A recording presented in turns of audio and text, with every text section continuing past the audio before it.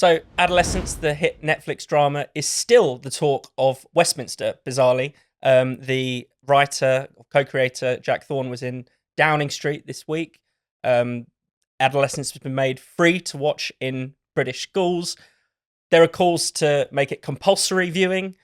Perhaps new laws will be drawn up on the back of it as well. I mean, Candice, what do you make of the way that this work of fiction, entertaining and well constructed as it is, and we should give it its due for that, I think, has basically been allowed to set the agenda of the Labour government for the past couple of weeks? I know, and they're draining all the joy out of it as well. As soon as you turn it into a type of moral cudgel, then it's not fun anymore, and then you can't just watch it and sort of watch it in an open-ended way and experience the artistry of it. Yeah. I mean, it's not like it's the first time that we've, encountered something that is social commentary that you've learned about in schools. I mean, many of us will have done To Kill a Mockingbird at school, or will have done Charles Dickens or One Flew Over the Cuckoo's Nest. These things are all about social problems, and you discuss them very politically, but they're not doing that with adolescence. I don't think that, if they show it in schools, that kids are going to get to have their opinion on it, and they're going to be able to discuss it freely and, understand it as a work of art. I think they're going to be sat there and lectured about toxic masculinity.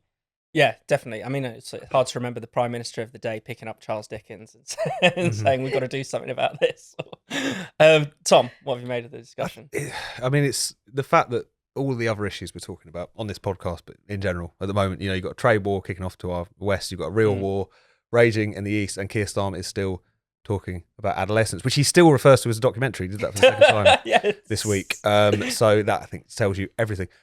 We're getting to the point where politicians are only willing to do anything about a particular issue if there's a particularly well-executed drama series, which has been made about it. We saw that certainly with the post office scandal, something that everyone knew about for many, many, many years. And yet, until it got into their streaming viewing, they weren't interested in it whatsoever. That's pretty bad. I think there's an element of, it shows the shallowness of culture in some respects and the shallowness of politics. I like you, I think Adolescence was a perfectly well executed piece of drama, very touching in many respects. The points at which it touches on politics is the points at which it actually falls down. These kind of silly scenes in which you've got the policeman's kind of son explaining to him in very kind of clanging terms what the manosphere is. As soon as it strays into that more political territory, which it seems like Jack Thorne was the most interested in, he spent a lot of time researching this particular area, is where it falls down and where any of the kind of nuance and humanness of that story evaporates from the production at that particular point.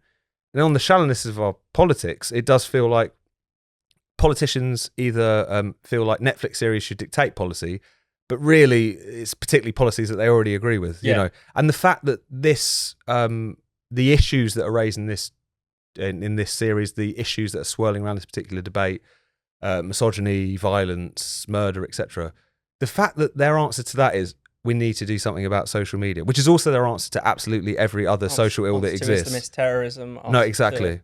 Like, it's the end point of the uniparty. Like every problem, according to the uniparty, is solved by a more vigorous crackdown on social media and maybe taking the tips off knives on Amazon. That's kind of like as far as they go.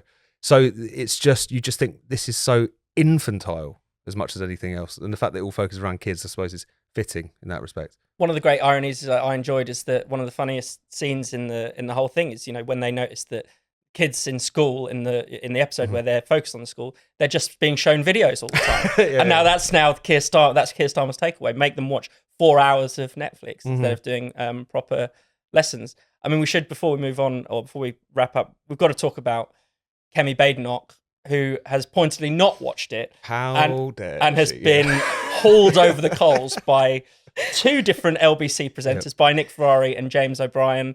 Nick Ferrari said that it was a dereliction of duty for her not to have watched Adolescence. Clearly, she doesn't have any more important things to do.